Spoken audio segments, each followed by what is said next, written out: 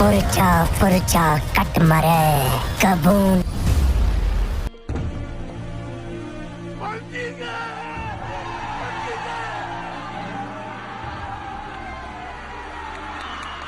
साला हिंदुस्तान में जब तक सलीमा है लोग बनते रहेंगे। Indian 7th Brigade collapsed, and large number of Indian soldiers simply surrendered. हाय दोस्तों, जैसा कि आप लोगों को पता है, इंडिया फेक न्यूज़ फैलाने में और हिस्ट्री में गड़बड़ करके फेक मूवीज़ बनाने में एक चालाक लोमड़ी बनने की कोशिश करता चला आ रहा है। इंडिया की बॉलीवुड फिल्म इंडस्ट्री हर साल दर्जनों हिस्ट्री के वाक़यात पर मूवीज़ बनाती है, लेकिन इन हिस्ट्री पर बनने वाली मूवीज़ में ये फजूल के एक्टर्स इंडिया को खामखा का सुपर पावर दिखाने की कोशिश करते हैं और बाकी पूरी दुनिया के मुल्कों को, ख़ासकर जिन ममालिक के साथ इंडिया की दुश्मनी है जैसे कि पाकिस्तान और चाइना, इन मुल्कों को ये गरीब, बेवकूफ़ और खूनखार दिखाने में भरपूर दम लगाते हैं। इन फेक मूवीज़ को बनाने का मकसद सिर्फ ये है कि इंडिया में ज़्यादा से ज़्यादा अंधभक्त पैदा किए जा सके, जिन्हें ऐसा लगे कि हम सबसे बहादुर और चालाक हैं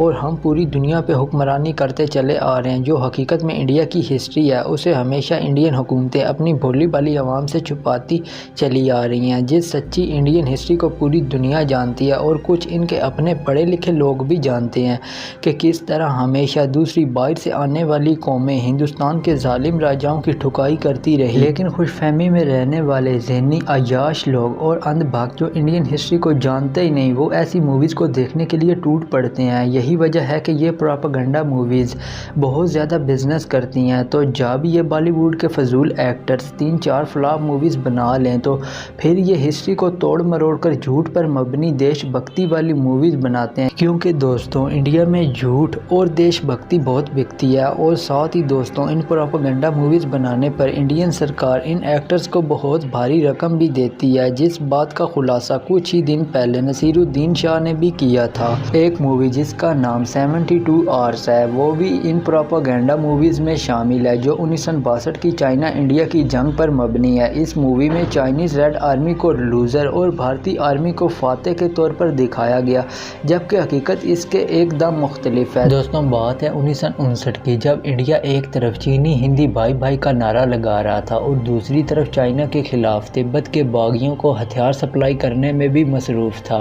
और इन्हीं हथियारों का इस्तेमाल करते हुए तिब्बत के बागियों ने बगावत का ऐलान कर दिया, लेकिन चाइना ने इस बगावत को बहुत ही तेज़ी से कुचल डाला था, जिसके बाद चाइना इन तिब्बतियन रेबल्स के सरबराह को भी पकड़ना चाहता था, जो कि एक रूहानी पेशवा थे। लेकिन चचा नेहरू ने एक बार फिर चाइना के अंदरूनी मामले में दखल अंदाजी की और दलाई लामा के साथ बहुत से बागियों को पनाह देने की ठान ली, जिसके बाद चाइना नेहरू के मुनाफकत वाले स्लोगन हिंदी चीनी भाई भाई की हकीकत को खुल के समझ गया और यहाँ से चाइना इंडिया वार का आगाज़ होना शुरू होता है। चाइना ने तिब्बत ऑपरेशन के बाद इंडिया सरहद की तरफ चहलकदमी शुरू की और बॉर्डर पर मौजूद इंडियन फौजी जो वहाँ पेट्रोलिंग कर रहे थे उनको हलाक कर दिया, जिसके बाद चाइनीज़ रेड आर्मी भारत की स्टेट अरुणाचल प्रदेश में घुस गई, जहां 20,000 इंडियन फौजी भी मौजूद थे। जिसके बाद चाइनीज़ रेड आर्मी और इंडियन आर्मी में शदीद जंग हुई और इस 72 आवर्स प्रोपेगेंडा मूवी में ये बात दिखाई गई कि इंडियन सरकार यानी कि नेहरू ने इंडियन आर्मी को ऑर्डर दिया था कि अपना इलाका छोड़ के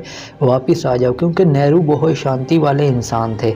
लेकिन ऐसा बिल्कुल भी नहीं था, बल्कि नेहरू अपनी इंडियन आर्मी पर चीखता रहा कि चाइनीज़ आर्मी को अपने इलाके से निकाल फेंके, लेकिन चाइनीज़ आर्मी ने बेहतरीन हिकमत अमली अपनाई और सीधे रास्तों और पुलों की बजाय दुश्वार गुजार पहाड़ी रास्तों को चुना और इंडियन आर्मी को घेरे में लेकर इनकी शदीद दुर्गत बनाई, हत्ता कि चाइनीज़ आर्मी पूरे अरुणाचल प्रदेश पर कब्जा करने के बाद आसाम के पास आ पहुंची थी।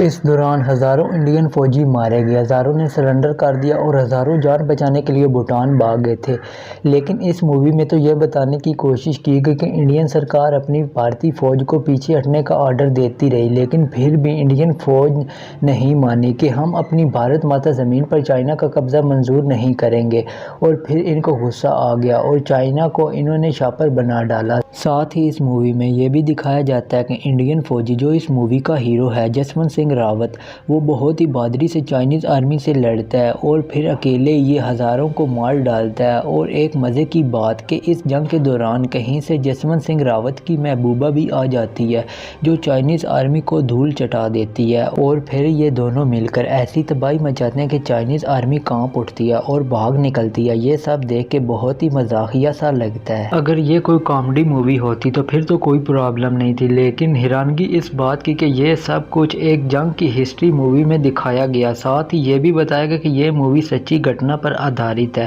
واہ جی واہ چساں۔ دوستوں یاد رہے کہ چائنا انڈیا جنگ میں پورے یورپ، امریکہ اور رشیا نے کھل کر انڈیا کو جدید اسلحہ پہنچایا، جس میں صرف امریکہ نے باقی ہتھیاروں کے ساتھ 100 سے زیادہ B-47 بومبر جنگی جہاز بھی انڈیا کو چائنا کے خلاف دیے تھے۔ لیکن یہ سب کچھ ہونے کے باوجود بھی انڈیا کو بہت بری ہار نصیب ہوئی تھی، اور انڈین وزیر اعظم نہرو تو اپنی فوج کو ہمیشہ یہی کہتا رہا تھا کہ آپ اپنے ملک سے اس چائنیز آرمی کو واپس دھکیل دو اور ہم کبھی بھی چائنیز آرمی کے سامنے ہتھیار نہیں پھینکیں گے۔ لیکن انڈین آرمی جنگ سے بھاگ کر سارے اروناچل سے غائب ہو کر بھوٹان جا بیٹھی۔ انڈیا کی اس ہار کے بعد چائنا نے اپنی نیک نیتی دکھاتے ہوئے خود ہی جنگ بندی کا اعلان کیا، اور ساتھ ہی چائنیز آرمی اروناچل پردیش کا 60 میل کا وہ علاقہ بھی خود ہی خالی کر کے پیچھے ہٹ گئی جو انہوں نے انڈیا سے چھینا تھا۔ دوستوں اب دوبارہ 2020 میں چائنا انڈیا سپر پاور کے اروناچل پردیش میں گھس کر ایک پورا اپنا گاؤں تعمیر کر کے بیٹھ گیا ہے، اور اس کے ساتھ ہی انڈین آرمی سے گلوان بھی چھین لیا گیا، اور چائنیز نے لداخ میں درجنوں بھارتی فوجی ہلاک کیے۔ تو شاید اب ایک اور انڈین کی طرف سے کامیڈی مووی اس سچی گھٹنا پر ہمیں دیکھنے کو ملے۔